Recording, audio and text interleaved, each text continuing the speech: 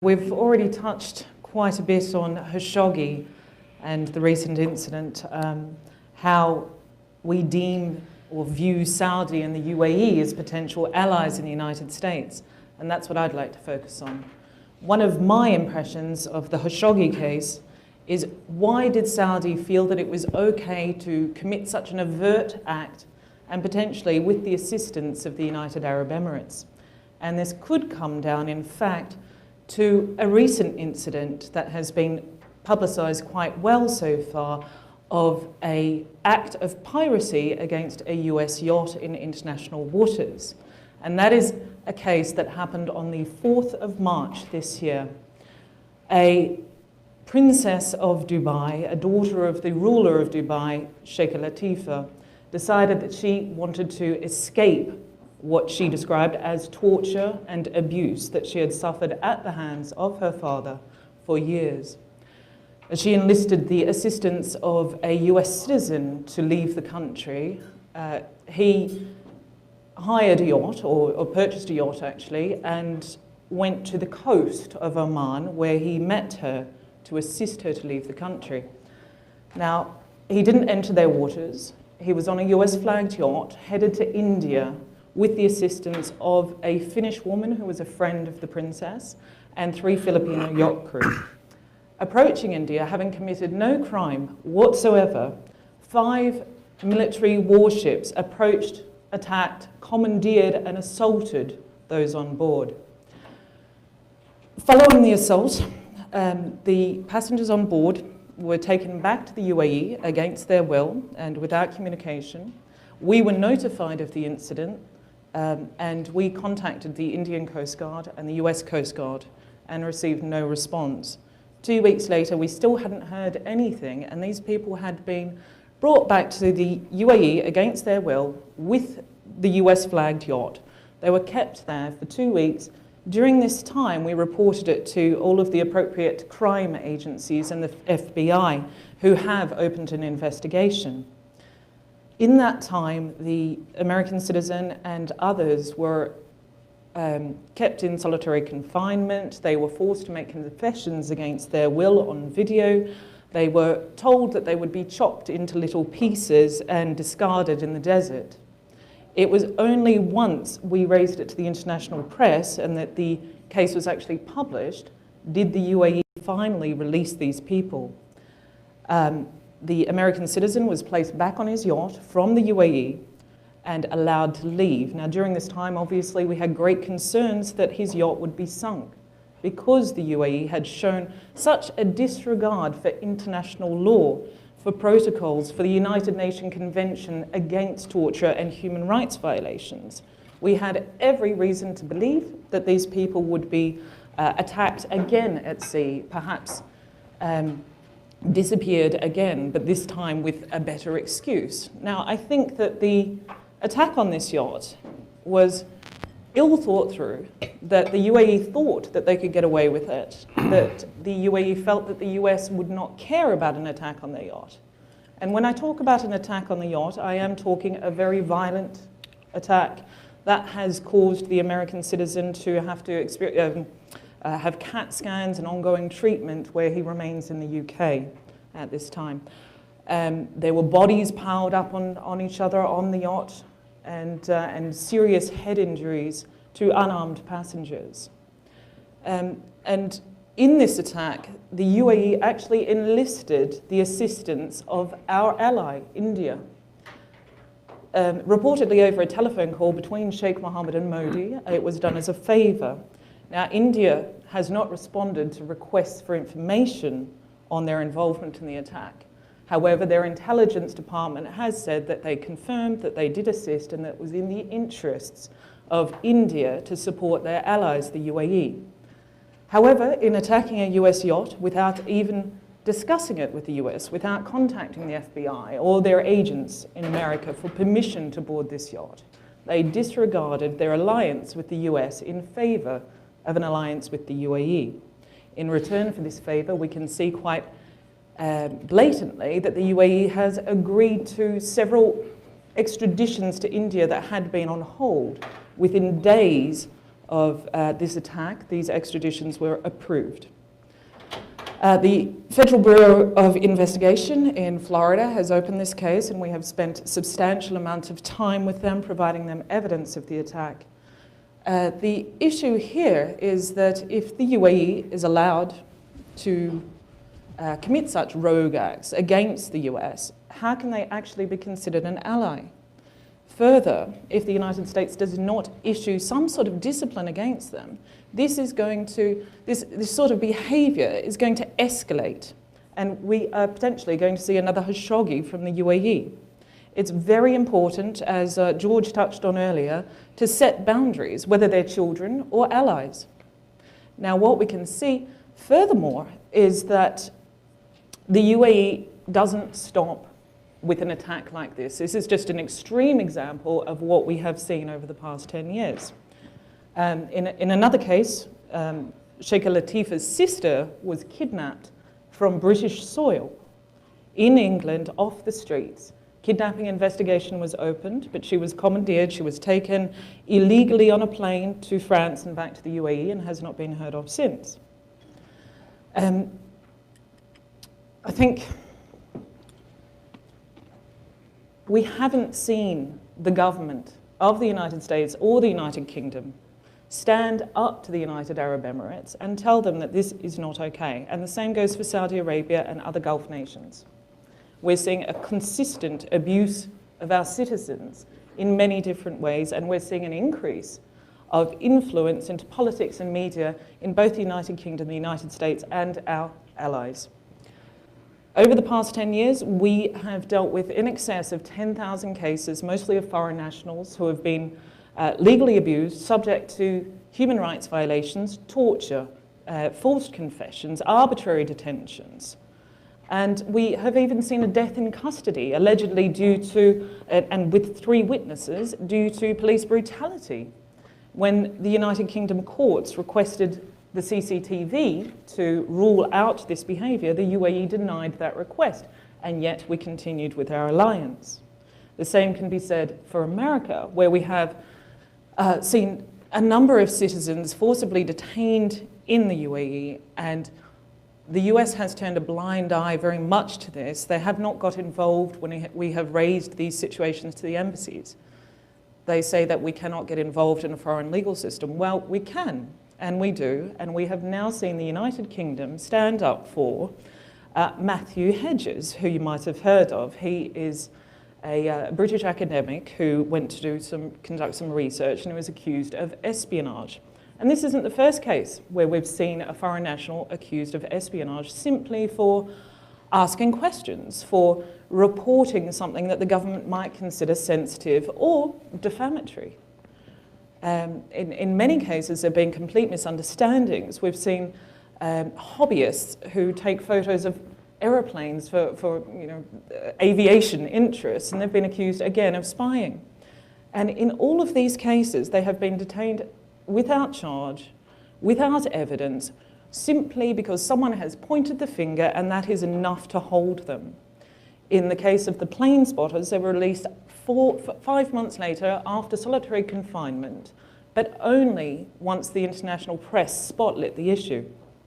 And that's what we see with the UAE. They market themselves as a modern society, quite similar in culture to our own, where alcohol is poured freely, where people club and shop, and it's almost seen as the Vegas or Bangkok of the Middle East, and that anything goes, which is absolutely not the case.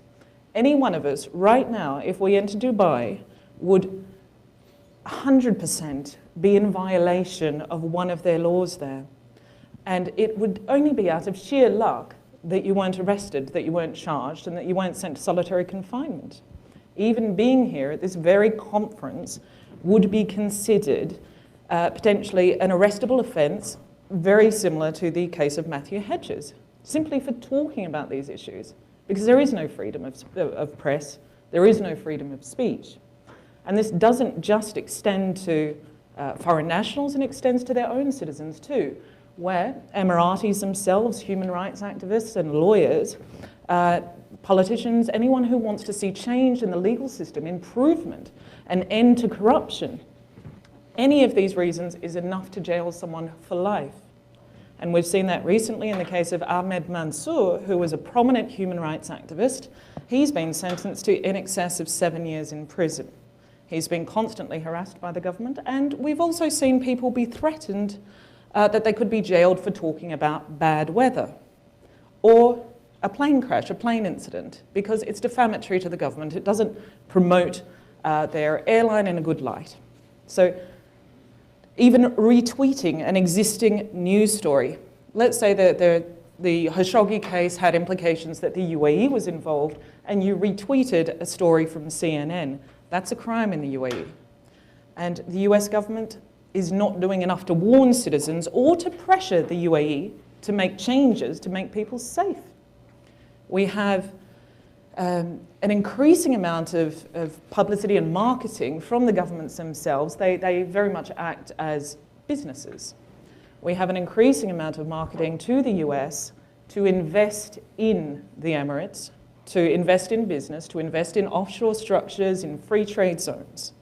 But it is almost inevitable that any business person who invests there will either have their company stolen from them, the cash stolen, be wrongfully accused of a crime such as embezzlement, even if they had nothing to do with it and there's no evidence.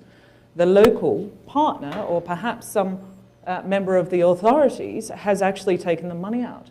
But because there is no burden of proof, no evidence required, that person is going to end up either convicted and sentenced, or if they're lucky enough to have left the country before these charges escalated, then they will have simply lost their money. And I can cite many cases of this. This is something I've been dealing with personally for 10 years. We have people in the room here who have suffered this very situation, and it is ongoing. I don't think that it's productive for US and UK interests to have governments of different emirates in the UAE actually promoting to the US citizens without warning from the US government as to the risks. And that's something that I have been lobbying the Western governments to increase their travel warnings, their investment warnings, because it is prevalent, it's constant. We have the case of a British national who invested 250 million into a company in the UAE. And he grew and developed it to the point where it was worth 500 million. He had a local partner, and they decided that they would like the full 500 million.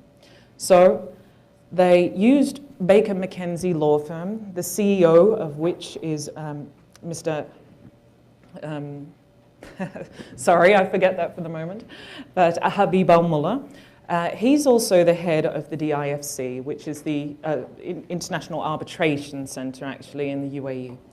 Now, to facilitate this theft of a business from a foreign national, he acted as a lawyer and represented his client who wanted to steal the money, but also fabricated to the court a power of attorney to represent the other client, the victim. He turned up to court, stood over here for the defense, and stood over here to the prosecution. In 21 cases, the judge sat at the front and he said, "Do you have a power of attorney?" "Oh yes, I have a power of attorney."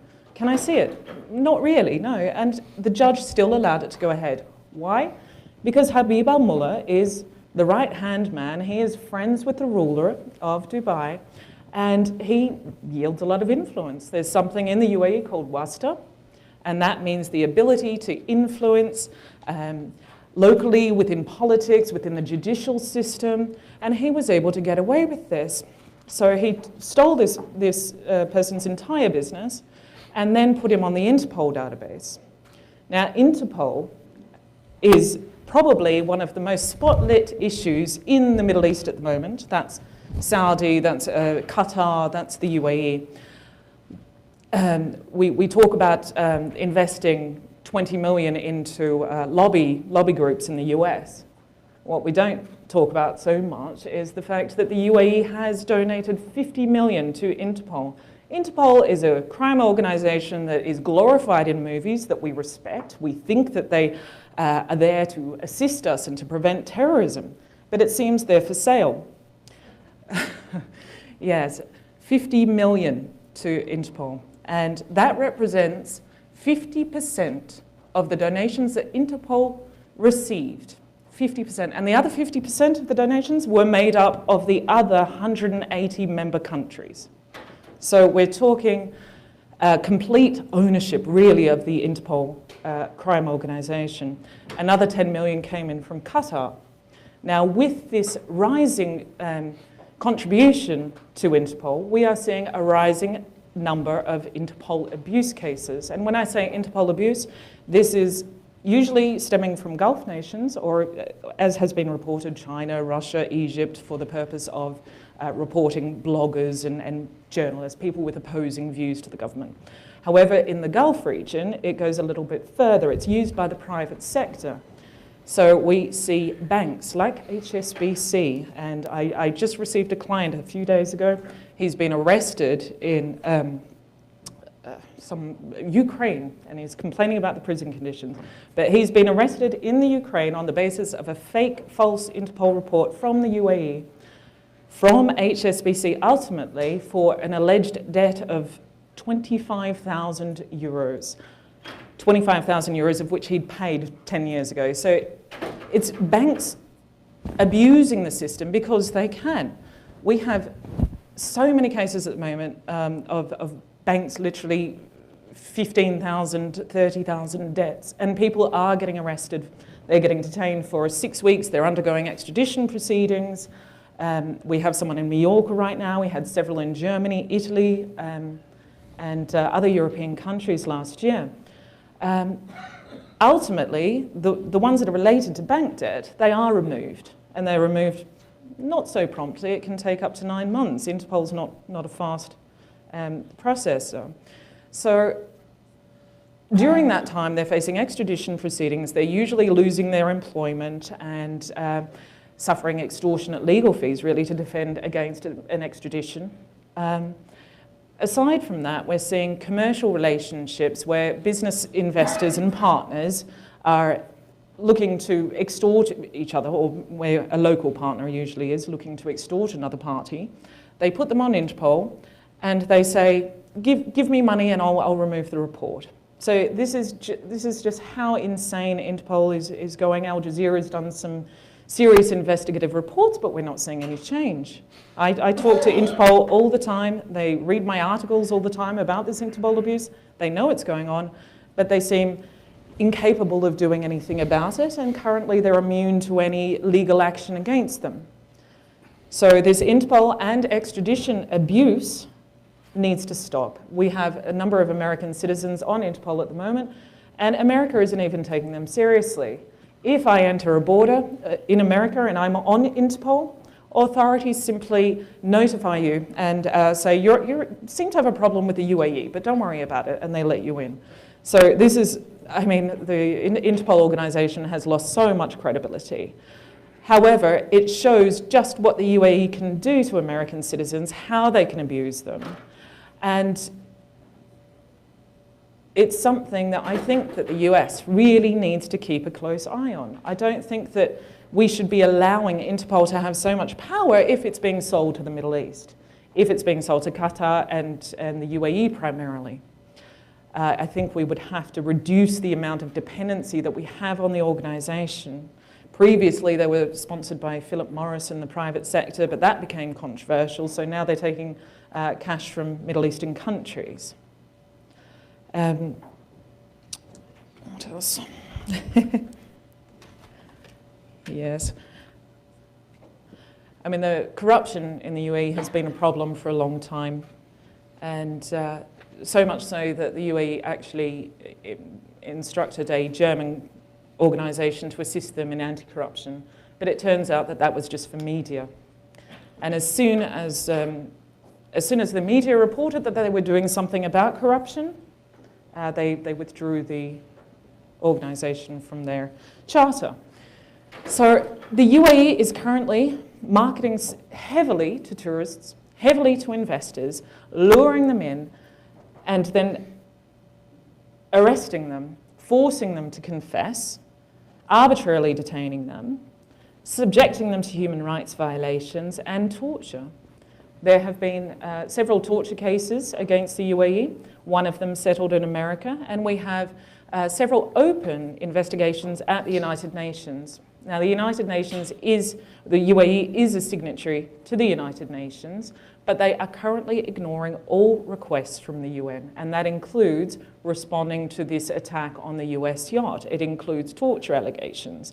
Meanwhile, the UAE is promoting itself as a modern and tolerant destination, a country that preserves women's rights and anti-discrimination. Yet it's a country that the UK courts have absolutely refused to extradite anyone to based on the real risk of torture, human rights violations, discrimination and crimes against women.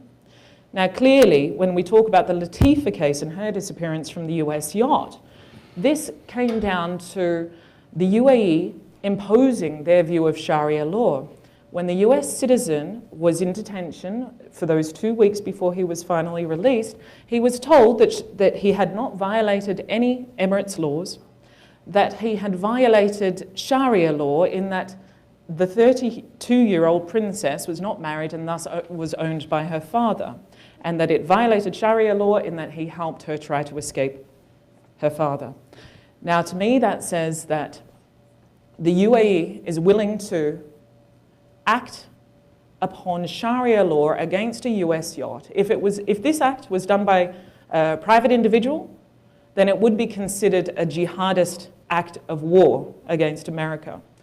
Just because it was done by allies of America doesn't mean that it should be taken any less seriously. The UAE and Saudi need to be constantly addressed and constantly kept into line. They're investing too much money in the West and creating too much influence to the point where Saudi and the UAE were even able to influence Rex Tillerson's dismissal. He was opposing an invasion to Qatar, and very quickly after he was dismissed. Saudi and the UAE apparently knew about his dismissal before the rest of the world did, and that to me shows how much influence they have on US politics.